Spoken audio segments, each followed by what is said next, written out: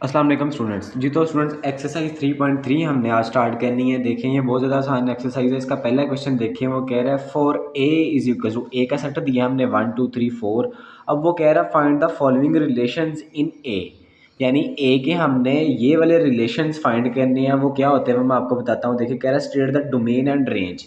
Domain क्या होती है, रेंज क्या होती है, और रिलेशंस कैसे फाइंड करने हैं वो भी मैं आपको बताता हूँ। देखिए पहले तो आप इसके जितने पॉसिबल रिलेशंस हैं वो फाइंड आउट करेंगे कि वो कैसे होगा। और वो कैसे फाइंड होगा, देखिए ए का रिलेशन बोल रहा है तो मतलब ए मल्टीप्लाई ए आपने करवा देना। देखिए मैं आपको सॉल्व करके साथ साथ समझाता हूँ तो वो ज़्यादा बेस्ट रहेगा। अब देखें ए था हमारे पास, हमने क्या किया 1 2 3 4 कर दिया। और मैंने अभी आपको बताया कि ए को मल्टीप्लाई कर देना है ए से। मैंने ये क्रॉस डाला है, प्लस नहीं है, ठीक है, ये क्रॉस है यानी मतलब मल्टीप्लाई, ए को मल्टीप्लाई करवाएंगे ए से ही। अब देखें इसके क्या करना है, पेयर कैसे बनेंगे, 1 का पहले 1 से, फिर 1 का 2 से, 1 का 3 से, 1 4 से, फिर एज इट इज़ 2 1 से, 2 2 से, 2 3 से, 2 4 से, फिर 3 1 से, 3 2 से, 3 3 से, 3 4 से, फिर 4 की बारी 4 1 से, 4 2 से, 4 3 से और 4 4 से। ये देखिए बना भी हुआ है 1 1 1 2 1 3 1 4, फिर 2 1 2 2 2 3 2 4, 3 1 3 2 3 3 3 4 3 4 1 4 2 4 3 4 4। ये पॉसिबल इसके रिलेशंस हैं जितने बन सकते हैं, इसके अलावा कोई रिलेशन नहीं बन सकता, ठीक है। अब उसने 4 रिलेशन दिए थे हमें, ठीक है। पहला रिलेशन क्या था कि एक्स वाई। अब देखिए जब इस तरह के दो पेयर्स लिखे जाते हैं, ये इसमें पहले वाली वैल्यू एक्स होती है और दूसरी वाली वाई होती है, ऐसा ही है। अब देखें यहाँ पे एक्स क्या है 1 है, वाई क्या है 1 है, यहाँ पे एक्स 1 है और वाई क्या है 2 है। तो अब देखें यहाँ पे उसने क्या बोला, पहला रिलेशन के एक्स वाई वैल्यूज लेनी है जो कि ये बनी हुई है, और उसमें क्या कह रहा है, लाइन लगा के कह रहा है कि Y is equal to X हो। ऐसी वैल्यूज लेनी है जिसमें वाई की वैल्यू एक्स के इक्वल हो। यहाँ पे देखो अगर पहले की ही बात करें, पैरेलल रिलेशन की ही, तो इसमें देखें एक्स की वैल्यू 1 है, वाई की वैल्यू 1 है, मतलब ये रिलेशन पूरा हो रहा है, मतलब ये वाली वैल्यू लिखेंगे, इसके अलावा कौन सी लिखेंगे।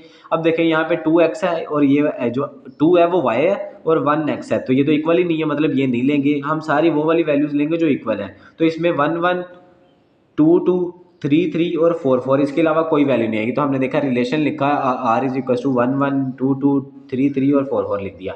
अब देखें डोमेन और रेंज की बारी है कि डोमेन क्या होती है, किसी भी इस तरह के जब पेयर्स लिखे होते हैं उसमें एक्स वाली वैल्यू डोमेन होती है और वाई वाली वैल्यू रेंज होती है। अब देखें यहाँ पे डोमेन क्या है 1, यहाँ पे डोमेन 1, यहाँ पर भी डोमेन 1, यहाँ पर भी डोमेन 1, मतलब यहाँ पे डोमेन 2 है। अब रेंज की बात करें तो यहाँ पे 1 है रेंज, यहाँ पे रेंज 2 है, यहाँ पे 3 है, यहाँ पे 4 है, तो ऐसे सोन, यानी एक्स की वैल्यू डोमेन और वाई की वैल्यू रेंज। सिंपल इस तरह याद कर लें। अब देखें यहाँ पे 1 2 3 4 है, तो ये हमारे पास क्या होगी, रेंज। फर्स्ट वाली वैल्यूज जो है वो रेंज होगी, सॉरी डोमेन होगी, और रेंज क्या होगी, वो भी सेकंड वाली वैल्यूज भी 1 2 3 4, ये तो सेम होगी हमारे पास। पहला क्वेश्चन यहाँ पे सॉल्व हो गया, सॉरी पहला पार्ट।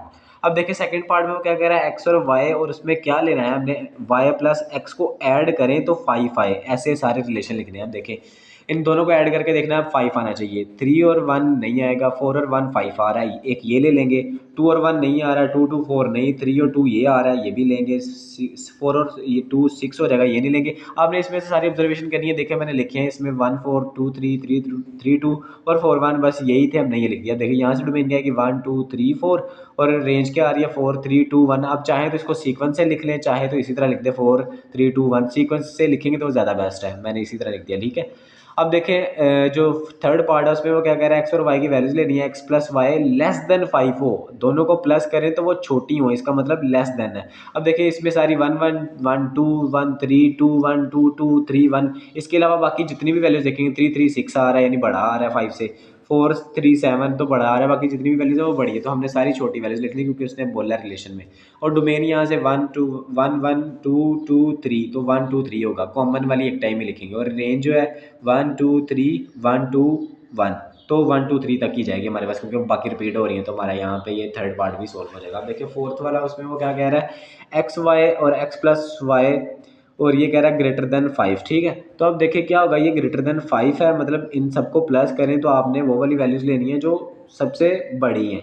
तो हम क्या करेंगे, अब देखें इन सबको देखें जो ऐड करवा के 5 से बड़ी आ रही है, यानी जो इसमें मिस करवाई थी वो सारी की सारी टोटल इसमें करवा देंगे जो लास्ट पार्ट में करवाई थी। देखिए 2 4 3 3 4 2 4 3 4 4, तो हम देखिए यहाँ से डोमेन और रेंज भी निकाल दिए। डोमेन क्या निकली 2 3 4, और यहाँ पर 4 कॉमन आ रहा है तो हम सिर्फ 4 कॉमन वन टाइम ही लिखेंगे।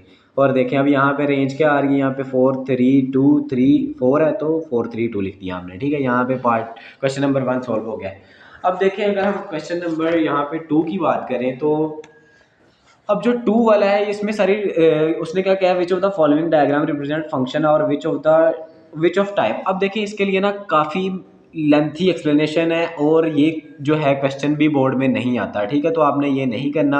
हम डायरेक्ट क्वेश्चन नंबर 3 पे मूव करेंगे। अब देखिए इसमें वो क्या कह रहा है, if G of X is equal to 3x+2।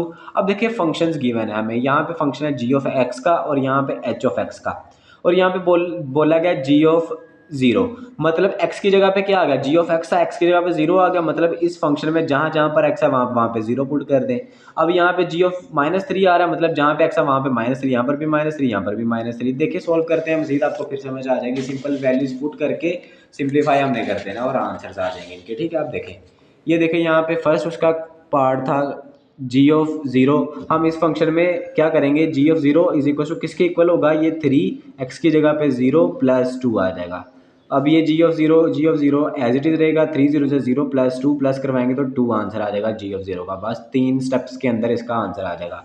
अब देखिए जो दूसरा पार्ट है जी ऑफ 3, तो जी ऑफ 3 इज इक्वल टू 3, ये जो फंक्शन था 3x की जगह पे -3 और +2 आगे वाला एज इट इज आ जाएगा। ये देखिए 3 3 -9 +2, इनको प्लस माइनस माइनस साइन बड़ी वैल्यू का माइनस का, तो -7 आंसर आ जाएगा बस। अब देखिए आगे वाले पार्ट भी मैंने ऑलरेडी सॉल्व कर दिए हैं। जी ऑफ 2/3 था, तो यहाँ पे हम क्या करेंगे, अब देखिए जी ऑफ 2/3 है तो हम क्या करेंगे, 3 जो फंक्शन है 3x की जगह पे 2/3 +2, तो देखें ये 3 3 से कट गया, ये 3 3 से कट गया, 2 + 2 बच गया, ऐड किया 4 आंसर आ गया। फोर्थ वाला पार्ट h ऑफ 1 था, अब h वाला यूज़ करें। देखें इसका फंक्शन क्या है, x का स्क्वायर +1, 1 x की जगह पे 1 पुट गया, 1 का स्क्वायर +1, 1 का स्क्वायर 1 आ गया और दोनों का ऐड किया 2 आंसर आ गया, ठीक है।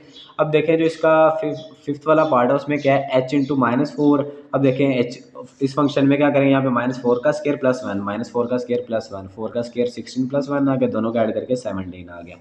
और जो लास्ट पार्ट है इसका h इंटू -1/2। अब देखिए -1/2 का स्क्वायर +1, तो क्या करेंगे, फंक्शन में वैल्यूज पुट की, यहाँ पे x था, x की जगह पे 1/2 पुट कर दिया, 1 का स्क्वायर 1 आ जाएगा, 2 का स्क्वायर 4 आ जाएगा। माइनस जब ऊपर पावर इवन होती है तो वो माइनस प्लस में कन्वर्ट हो जाता है, ठीक है, ये याद रखिएगा।